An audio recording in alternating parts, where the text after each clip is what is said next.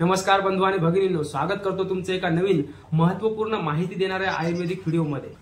तर बंधू आणि भगिनींनो, ज्या लोकांना खूप जुनी मूळव्याध आहे, अनेक प्रकारच्या ट्रीटमेंट घेतलेल्या आहेत, अनेक प्रकारचे घरगुती बाहेरचे औषधे घेतले, काही लोकांनी इंजेक्शन ऑपरेशन यासारख्या जरी ट्रीटमेंट केल्या तरी सुद्धा त्यांना मूळव्याधीवरती योग्य तसा हवा तसा रिझल्ट मिळत नाही। बरेचसे लोक पथ्य पाणी सुद्धा पालन करतात, परंतु तरी सुद्धा जर तुम्हाला जर रिझल्ट जर मिळत नसेल तर या व्हिडिओमध्ये सांगितलेल्या फळांचा समावेश तुमच्या आहारामध्ये ठेवा, नक्कीच तुम्हाला 100% रिझल्ट येईल। त्यावर तुम्हाला सांगू इच्छितो बंधूंनो, जर तुम्ही ऍसिडिटी, अपचन, गॅसेस, मूळव्याध, त्वचाविकार किंवा अन्य IBS सारख्या पोटाच्या कोणत्याही जर आजार तुम्हाला असतील आणि अनेक प्रकारचे ट्रीटमेंट घेऊन जर तुम्हाला रिझल्ट जर येत नसेल तर एक वेळ दिलेल्या या नंबरवरती संपर्क करा। आमच्या मार्गदर्शन व आयुर्वेदिक औषधाने तुम्हाला 100% रिझल्ट येऊ शकतो। आपल्या विषयाकडे जाऊया की मूळव्याधीच्या रुग्णाने कोणती फळे खावीत। अशी फळे जी आपल्या देशी आहेत, म्हणजे आपल्या देशामध्ये नित्य उपलब्ध आहेत, अत्यंत स्वस्त आहेत आणि अत्यंत उपयोगी आहेत, असा त्रिवेणी संगम या फळांचा जर तुम्हाला जर सांगितला तर तुमची मूळव्याधी 100% गेलीच म्हणून समजा। सुरुवातीला नित्य उपलब्ध असलेलं तुमच्या भागामध्ये 24 तास मिळणारा असं फळ आणि ते फळ म्हणजे केळी। केळ्यामध्ये हाय फायबर असते, त्यामध्ये पेप्टिन आणि प्रतिरोधक स्टार्च असतात। सकाळच्या जेवणामध्ये किंवा नाश्त्यामध्ये जर तुम्ही जर केळांचा समावेश जर ठेवला तर दिवसभर तुमचं पोट हे व्यवस्थित राहते, शरीरातील गट्स बॅक्टेरियांना योग्य ते फायबर मिळतात आणि संध्याकाळी किंवा दुसऱ्या दिवशी सकाळी पहाटे तुमचा मळ हा कठोर न येता अत्यंत मऊ होऊन मळ येतो आणि तुम्हाला जखम, रक्त, वेदना यासारख्या समस्या जाणवत नाही। त्यामुळे 2 केळं मूळव्याधीच्या लोकांनी सकाळी अवश्य खाल्ली पाहिजे। दुसऱ्या नंबरवर जे फळ आहे ते आहे म्हणजे पेरू।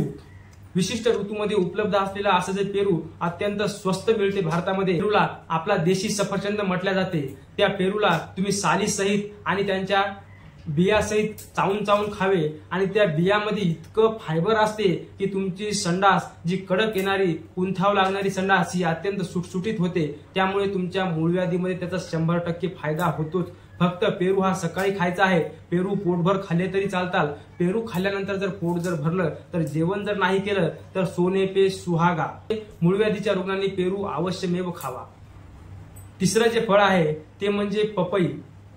पपई काही लोकांना मूळव्याधीमध्ये अत्यंत हितकारक आहे आणि ज्या लोकांना मूळव्याधीमध्ये खूपच रक्तस्राव होत आहे, काही लोकांना अपवादात्मक लोकांना पपई ही जमत नाही, रक्त असलेल्या लोकांनी। त्यामुळे जर तुमची मूळव्याधी बिना रक्ताची असेल, कडक संडास येत असेल, कुंथाव लागत असेल, प्रचंड वेदना होत असतील, पण त्यामध्ये जर रक्त जर येत जर नसेल आणि तुम्ही थोडीशी पपई खाऊन बघा, जर तुम्हाला ती पपई जर सूट जर झाली तर तुमच्या मूळव्याधीचं औषध हे पपईच आहे। त्यामुळे पपई भरपेट पोटभर मूळव्याधीच्या रुग्णांनी खावी। हे फळ आहे ते म्हणजे बीट। बीट हे सलादामध्ये सुद्धा वापरतात आणि वजन कमी करण्यासाठी, पोटांच्या समस्यांसाठी अत्यंत उपयोगी असलेलं हे फळ आहे। हे फळ तुम्ही अर्धा ते 1 जेवणाच्या अगोदर सकाळी खा आणि त्यानंतर तुम्ही दिवसभर बघा, तुमचं पोट एकदम हलकं राहील, पोटामध्ये ऍसिडिटी, अपचन, गॅसेस काहीही होणार नाही आणि संध्याकाळी एकदम साफ संडास येईल। कसल्याही प्रकारच्या तुम्हाला याच्यासाठी मूळव्याधीसाठी दुसरं कोणतेही औषध घेण्याची गरज पडणार नाही। चौथं जे फळ आहे ते म्हणजे डाळिंब। डाळिंब हे असं फळ आहे ज्याच्या आपण बियांचं ज्यूस करून पितो, परंतु ती मूळव्याधीसाठी चुकीची पद्धत आहे। त्या डाळिंबाचा पूर्ण उपयोग तुम्हाला मूळव्याधीमध्ये घेता येतो।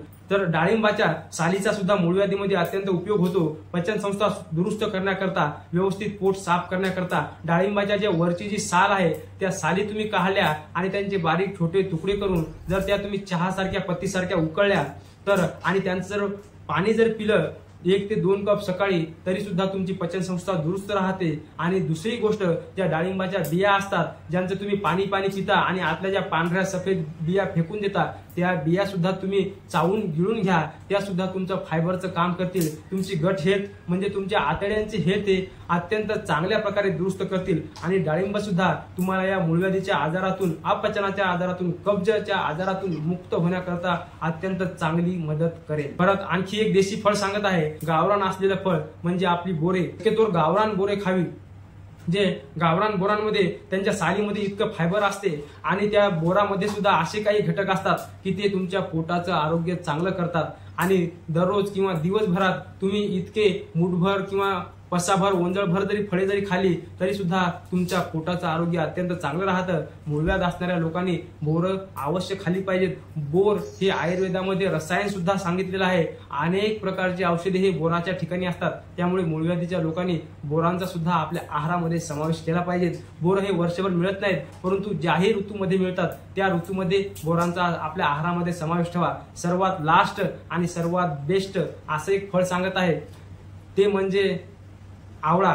आवळा हे जमिनीवरचं साक्षात अमृत आहे आणि पोटाच्या रुग्णांसाठी तर तो एकटाच डॉक्टर आहे। त्यामुळे आवळ्याचा समावेश तुम्ही 12ही महिने आपल्या आहारामध्ये ठेवू शकता। ज्या ऋतूमध्ये आवळे आहेत त्यावेळेस आवळ्याचं फळ खा किंवा आवळ्यांचा ज्यूस करा किंवा आवळ्यांचं लोणचं करा, आवळ्याचा मुरब्बा करा आणि आपल्या आहारामध्ये आपल्या जेवणामध्ये त्यांचा समावेश ठेवा। यापैकी काहीच जर तुमच्या घरामध्ये उपलब्ध जर नसेल तर आवळ्याचं चूर्ण हे मार्केटमध्ये नित्य उपलब्ध असते। चूर्णाचा उपयोग तुम्ही पोटासाठी करू शकता। त्यासाठी रात्री पाण्यामध्ये 1 गिलास गरम कोमट पाण्यामध्ये 1 चमचाभर आवळ्याचं चूर्ण टाका आणि ते पाणी रात्री पिया।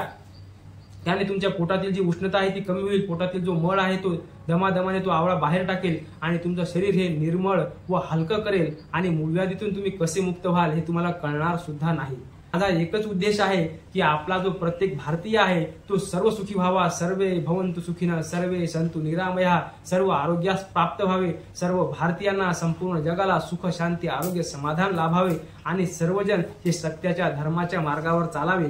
त्या पोटांच्या आजाराबाबत काही प्रश्न असतील तर तुम्ही बिनधास्त या कमेंट बॉक्समध्ये किंवा दिलेल्या या व्हॉट्सअप नंबरवरती विचारू शकता। आम्ही आपल्याला परिपूर्ण चांगल्यात चांगले मार्गदर्शन करण्याचा प्रयत्न करू। आपल्याला पूर्ण आरोग्य प्राप्त व्हावे हीच भगवंताच्या चरणी प्रार्थना करतो। पुनश्च एकदा मनापासून आपले धन्यवाद।